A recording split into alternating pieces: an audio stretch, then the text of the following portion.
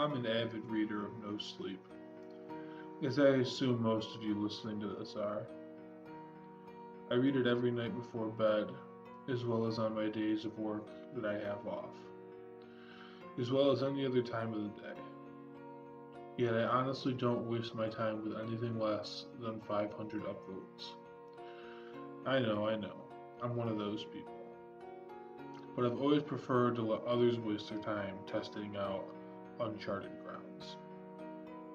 So when a story appeared in the coveted #1 spot one morning, a story that somehow had no upvotes at all, I passed over it. What only helped fuel my disdain for the story was the fact that the title of the story was Read Me, Help Us. Guys, come on.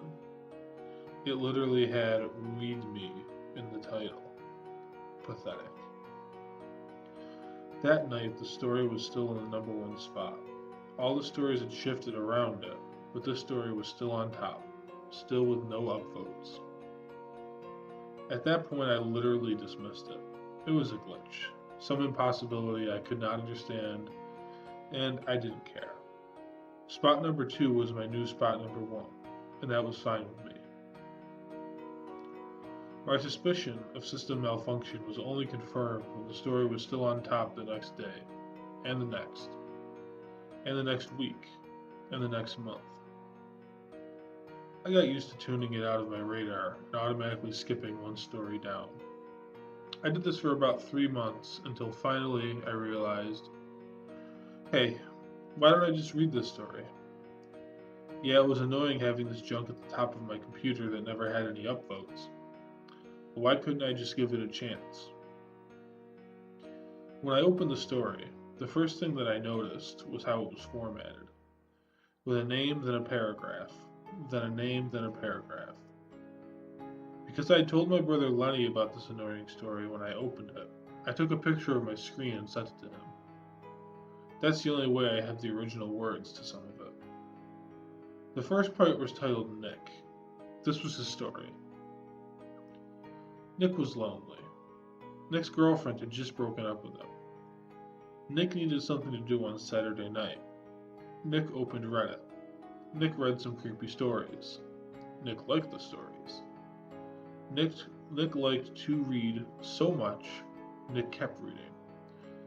Nick read until his stomach shrunk. Nick read until his feet stopped working as well. Nick read until his eyeballs shriveled. Nick read until we took him. That was it of the first story. What was this junk? I decided to keep reading, but the second one was basically the same. Gretel. Gretel was ugly. Gretel wanted to be pretty. Gretel tried to be pretty by putting on makeup. Gretel was still ugly. Gretel cried for an entire day. Gretel felt sick. Gretel stayed at home from school. Gretel decided to read a creepy story. Gretel liked the stories. Gretel found her favorite story. Gretel did not stop reading when it was time to eat. Gretel did not stop reading when it was time to go to sleep. Gretel read until we opened her mouth. Gretel lost something important through her mouth. Gretel tasted pretty. First off, these stories weren't really stories at all. They were ridiculous, terribly written, and made no sense. There were dozens of them, stories upon stories, and each was as terrible as the last. Ending the same way, with them being eaten by whoever we was. As they progressed, the endings grew slightly more descriptive, with something white coming from their mouths. But each story was still stupid. To make it worse, each usage of to and to was reversed and wrong. So why couldn't I stop reading? I realized after about 20 of the stories what time it was. Almost half an hour after I had begun. After 100 mini-stories, I started to get worried for myself. I had already missed the time I was supposed to leave for work, but I couldn't seem to get up. After about 200 stories, I stopped worrying. All I could focus on was the words, the story, how good it was, how much I loved it. How much I would give just to keep reading. Everything. Something was wrong. Deep inside I knew it, but wouldn't let that feeling get out. I just couldn't comprehend it while I was reading. Being taken over. The last thing I remember is getting to a name on the page, not the final name of the final stupid story, but a name that mattered. My name.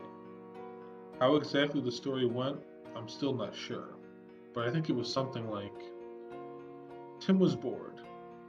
Tim read scary stories. Tim read a story he tried not to. Tim liked the story very, very much. Tim couldn't stop reading. Tim had a tasty soul we wanted. Tim read and read and read. Tim opened his mouth. Tim... My phone went off. Like that, the trance was over. I looked down at my phone and realized my mouth was open.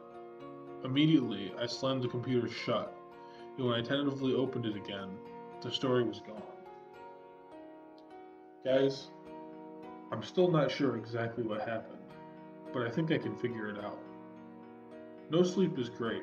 I probably won't stop reading it, but I think there is something on here, something alive and wrong, that you need to watch out for.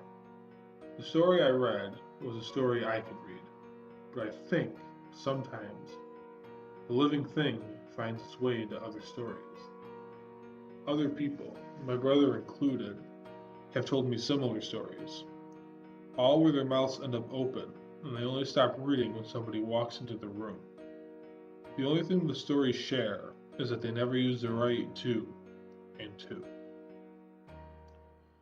So please, if you come across a story on here you can't stop reading, smash your computer if you have to, but stop. And whatever you do, don't open your mouth, or you might end up like one of those names on the pages too.